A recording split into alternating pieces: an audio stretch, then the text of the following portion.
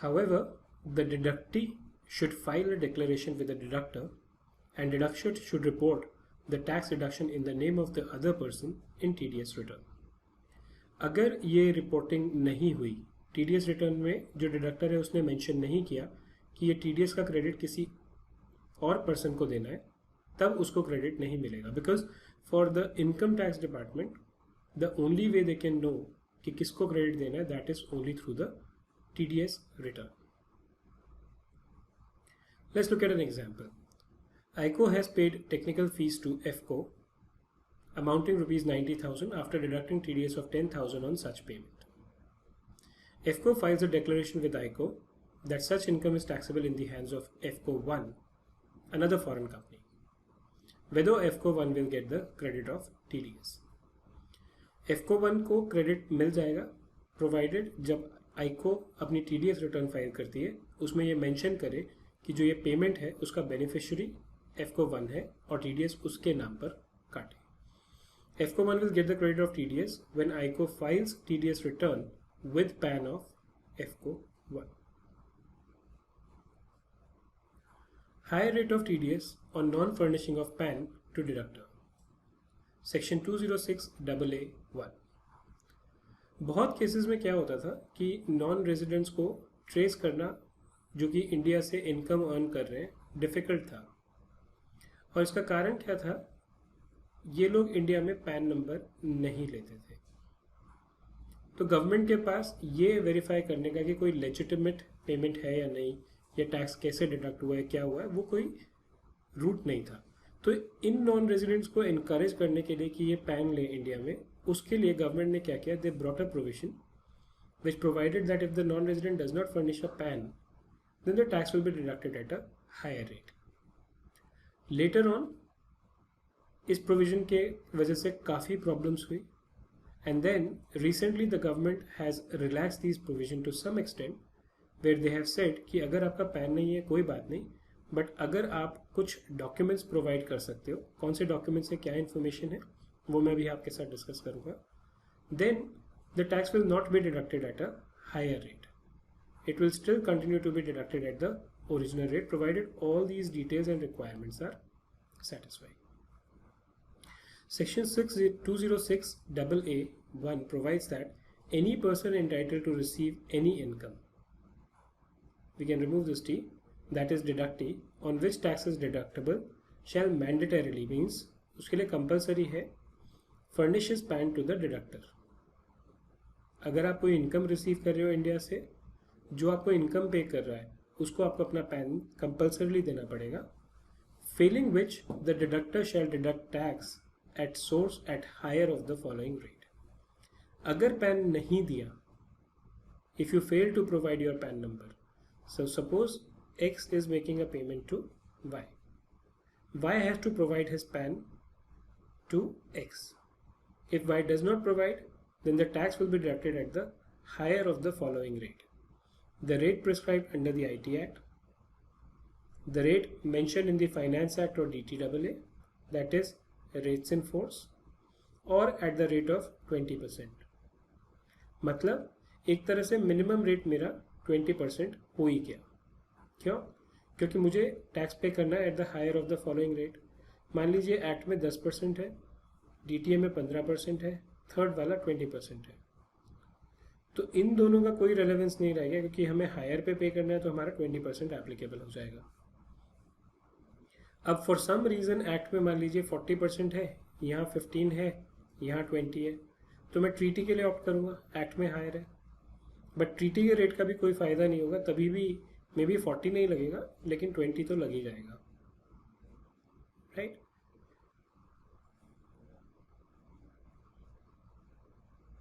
अब कुछ केसेस में क्या हो सकता है कि हो सकता है where the PAN provided to the deductor is invalid और does not belong to the deductee.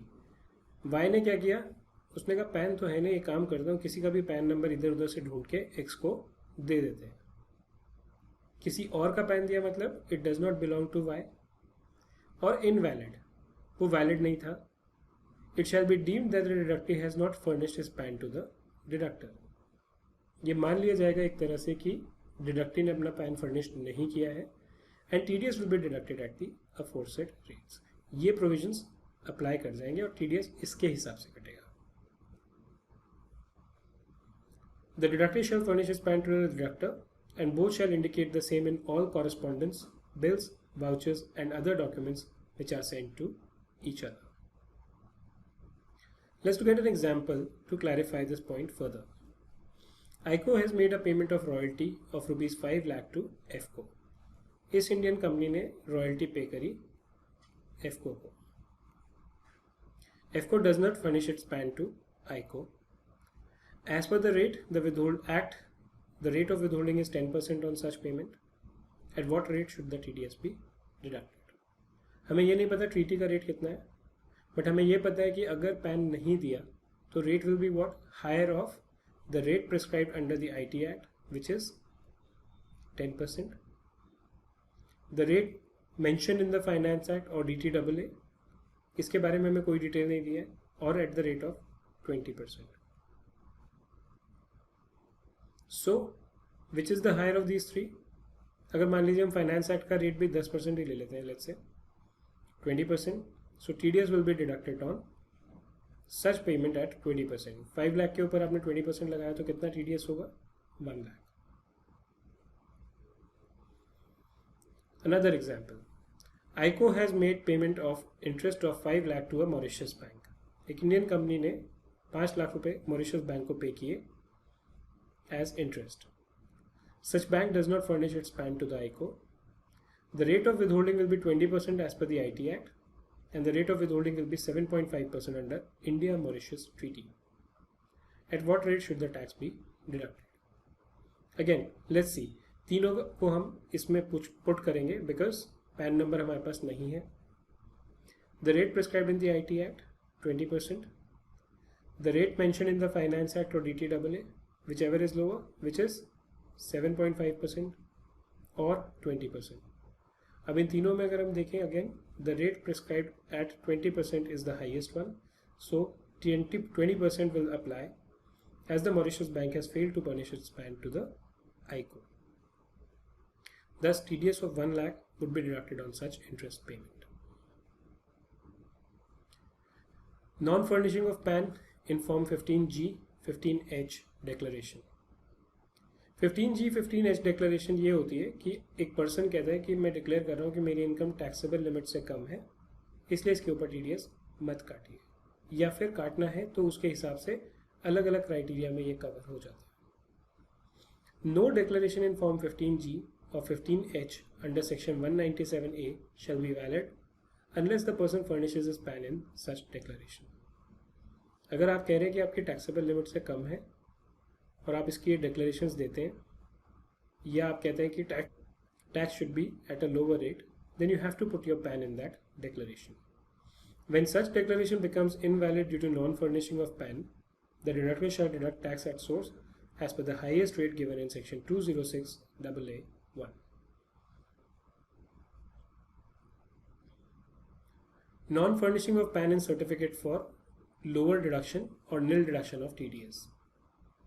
जो आप सर्टिफिकेट लेते हैं लोअर डिडक्शन का या निल डिडक्शन का under section 197, no certificate for lower deduction और nil deduction of TDS under section 197 will be granted by the AO unless the application contains the PAN of the applicant. मतलब अगर आप AO के पास जाते हैं section 197 में certificate लेने के लिए, तो मैंडेटरी है कि उस एप्लीकेशन में आपका PAN नंबर होना चाहिए. अगर नहीं होगा तो आपको ये लोअर डिडक्शन का सर्टिफिकेट नहीं मिलेगा. Non applicability of section 206AA on interest payment. Is it for all interest payment? No, it is only in respect of certain interest payments. हमने ये चीज़ पहले भी डिस्कस की थी, but let us again once discuss this. The provision of 206AA shall not apply in respect of payment of interest to non-resident. Non-resident कौन? Non-corporate, non-resident या foreign company on long-term bonds as are referred to in section 194 LC. सिर्फ वो long term bond जो 194 LC में referred है, जिनके बारे में हम 2 बार पहले भी डिस्कशन कर चुके हैं, अगर जिसको ये रिसीव होने, suppose he is invested in these bonds, right, और इस बॉन्ड के ऊपर इसको इंटरेस्ट पे होता है। अगर इस पर्सन ने पैन नहीं भी दिया तो भी जो रेट है हायर टैक्स का वो इसमें एप्लीकेबल नहीं होगा। Why? Because interest on such long-term bonds are liable to withholding tax at 5% when such bonds satisfy the condition given in section 194 LC. Right? ICO pays interest of rupees 2 lakh to FCO on long-term bonds. The rate of TDS on such payment is 5% under section 194 LC. FCO does not provide its PAN to ICO. What would be the rate of TDS? जैसा हमने discuss किया, अगर section 194 LC वाले bonds हैं उसमें अगर आप pan नहीं भी देते हो तो भी TDS का रेट जो है वो 5% का ही होगा। अकॉर्डिंगली TDS जो है इस पे 5% पे ही कटेगा। Now there is a new rule 37BC which has been introduced lately by the government. जैसे मैंने आपसे इस सेक्शन के शुरू होने से पहले कहा था, काफ़ी केसेस में क्या हुआ, जब पैन की रिक्वायरमेंट आई तो बहुत सारे केसेस में जेन्युइन प्रॉब्लम होने लगी। किसी को 50,000 रुपये की पेमेंट है, 2 लाख की, 4 लाख की, 5 लाख की पेमेंट है, 10 लाख की पेमेंट है, छोटा अमाउंट है, एक ही बार मिलना है इंडिया से, बार बार नहीं। उन लोगों के लिए बहुत डिफिकल्ट हो गया कि आप ज़बरदस्ती पैन हम लोग को बोल रहे हैं, जबकि हम जेन्युइन टैक्स पेयर्स हैं। जब हमने टैक्स अपना कटवा ही दिया है, आपका जो इनकम टैक्स एक्ट के हिसाब से है, why are you asking us to get us a PAN? उन इश्यूज को एड्रेस करने के लिए गवर्नमेंट ने बोला कि section 206AA will not be applicable in respect of following payments to non resident. लेकिन इन पेमेंट्स में भी तब एप्लीकेबल नहीं होगा when the non resident payee submits prescribed information and documents. अगर ये डॉक्यूमेंट और इन्फॉर्मेशन आप प्रोवाइड नहीं करते हो देन इन दैट केस ये एप्लीकेबल नहीं है। आप अगर लेकिन ये डॉक्यूमेंट प्रोवाइड कर देते हो then the government will exempt you from the applicability of higher rate under section 206AA। But वो कौन सी पेमेंट है जिसके लिए एप्लीकेबल है? इंटरेस्ट के लिए, रॉयल्टी के लिए, FTS के लिए, या payment for transfer of any capital asset. Interest में 194 LC वाले बॉन्ड कवर नहीं है। क्यों? उसमें स्पेसिफिक एग्जेप्शन ऑलरेडी है। अब इंफॉर्मेशन और डॉक्यूमेंट क्या देने पड़ेंगे एक नॉन रेजिडेंट को ताकि उसका जो ये टैक्स है वो कम कटे? Name, email ID, contact number, address in the country और specified territory outside India of which the deductee is a resident. मतलब आप कौन हैं, किस कंट्री से हैं, वहाँ के टैक्स रेजिडेंट है या नहीं, उसके लिए certificate, a certificate of his being a resident in any country और specified territory outside India from the government of that country और specified territory if the law of that country or specified territory provides for issuance of such certificate।